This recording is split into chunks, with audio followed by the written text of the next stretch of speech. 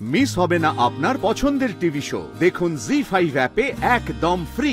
আমার মক্কেল অনিকেত মল্লিকের বিরুদ্ধে আনা এই অভিযোগ সম্পূর্ণ ভিত্তিহীন এবং মিথ্যে। কি আপনি হিরণময় আঙ্কেল এলেন না? না স্যার, আমাকেই পুরো কেসটা দেখতে বললেন আর আপনাদের সঙ্গে সঙ্গে থাকতে বললেন, কিন্তু ওই বোরাল বাবু আমাকে কোনো ইনফরমেশন দিচ্ছেন না।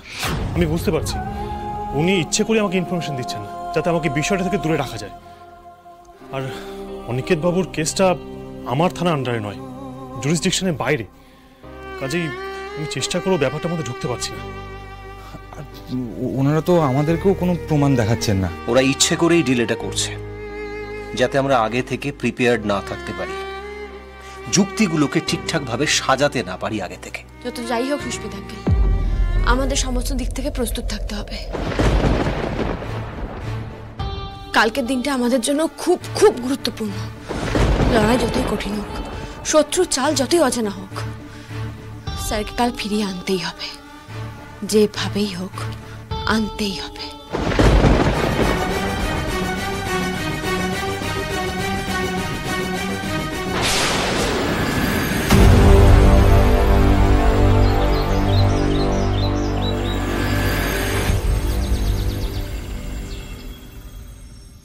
এখনো বোধহয় স্যার আসেননি।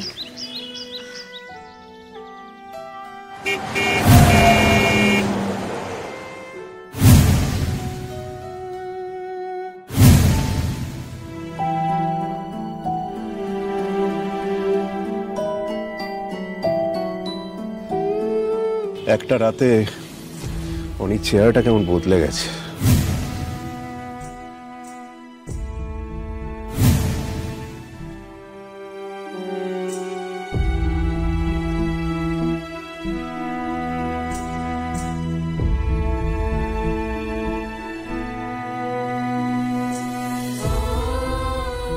আপনি কাল রাতে কিছু খেয়েছিলেন তো?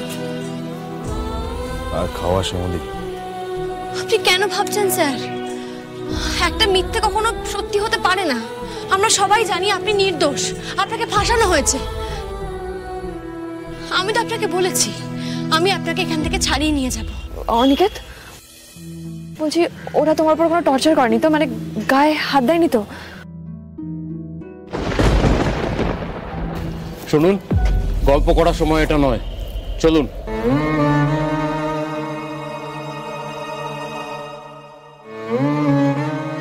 দাঁড়ান স্যার,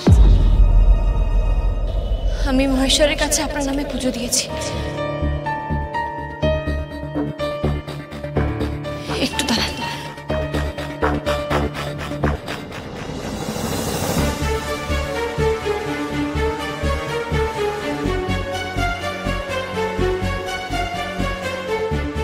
স্যার একটু নিচু হন।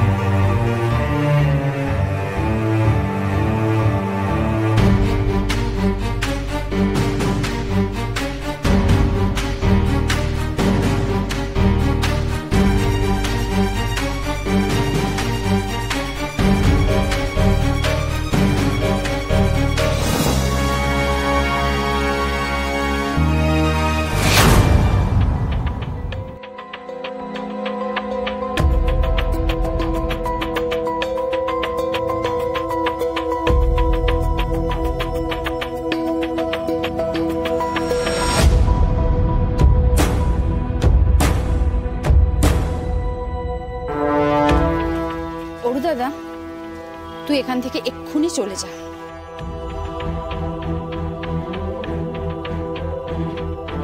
চলে যাব তো, কিন্তু শ্যামলী, ওই সামান্য কুঁচো ফুলের জোরে তুমি অনির জেল যাওয়াটা আটকাতে পারবে তো? বাবা বাবা শান্ত হও। ওনার কাজে সবাইকে উত্তেজিত করা, কিন্তু আমরা মাথা ঠান্ডা রাখবো। কি ভেবেছেন আপনি? আমাকে হুইল চেয়ারে বসিয়ে দিয়ে স্যারকে মিথ্যা অভিযোগে ফাঁসিয়ে দিয়ে খুব আনন্দ পাচ্ছেন, তাই না? ভেবেছেন এবার আপনার জেতার পালা, তাই তো? তারপর নানা ছলাকলায় জোড়াবাড়িতে আবার ঢুকবেন, আবার সবার সর্বনাশ করবেন। সেগুড়ের বালি ফালতু লোক।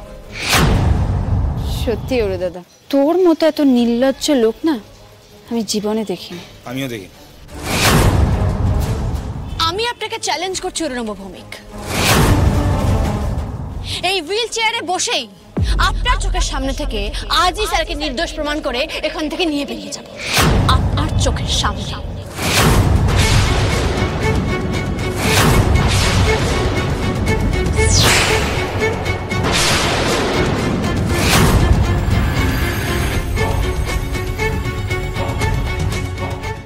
Case number 871, state versus Aniket Mallick. Public prosecutor, আপনি শুরু করুন। মহামান্য আদালত, আজকের এই কেসটা একটা জঘন্য পারিবারিক হিংসার নিদর্শন হয়ে থাকবে। 2024 সালের 18ই জানুয়ারি কিঞ্জল মল্লিক নামে এক যুবক মারা যায়। কিঞ্জল স্যার মারা যাননি, আমি বিশ্বাস করি কিঞ্জল স্যার বেঁচে আছেন। অবজেকশন মিলন। কিঞ্জল মল্লিকে তো দেহই পাওয়া যায়নি, আর ঘটনাটা ঘটেছে মাত্র 1 বছর হয়েছে, তাহলে আমরা কি করে বলতে পারি যে একটা মানুষ মৃত? Objection overruled. কিঞ্জল মল্লিক মৃত না জীবিত সেই আর্গুমেন্টের ফয়সালা করার জন্য কি আজ কোর্ট বসেছে?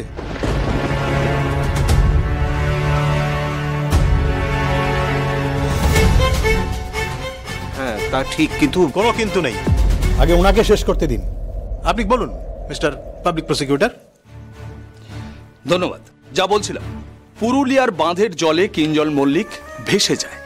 আপাতভাবে এটাকে অ্যাক্সিডেন্ট বলে চালানো হলেও এটা কিন্তু কোনোভাবেই অ্যাক্সিডেন্ট নয়, it's an attempt to murder. আর এই হত্যার ষড়যন্ত্র করেছিলেন আর কেউ নয়, কিঞ্জল মল্লিকের দাদা অনিকেত মল্লিক।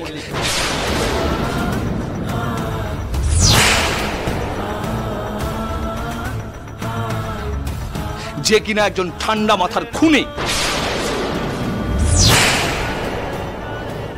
মিথ্যে, সব মিথ্যে, সম্পূর্ণ মিথ্যে কথা। শ্যামলী, মা তুই উত্তেজিত হোস না, উকিল বাবু আছেন তো, দেখবি অনেক কিচ্ছু হবে না।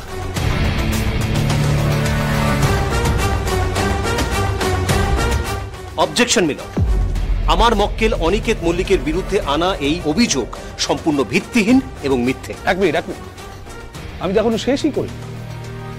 ইওর অনার, তার আগেই আমার বিপক্ষের বন্ধু ওনার মক্কেলকে বাঁচানোর জন্য ঝাঁপিয়ে পড়েছে। উনি বোধহয় ভুলে গেছেন যে এটা কোর্ট, আর কোর্টে কেউ প্রমাণ ছাড়া কোনো কথা বলে না। জি5 ডাউনলোড করুন আর সব এপিসোড দেখুন একদম ফ্রি।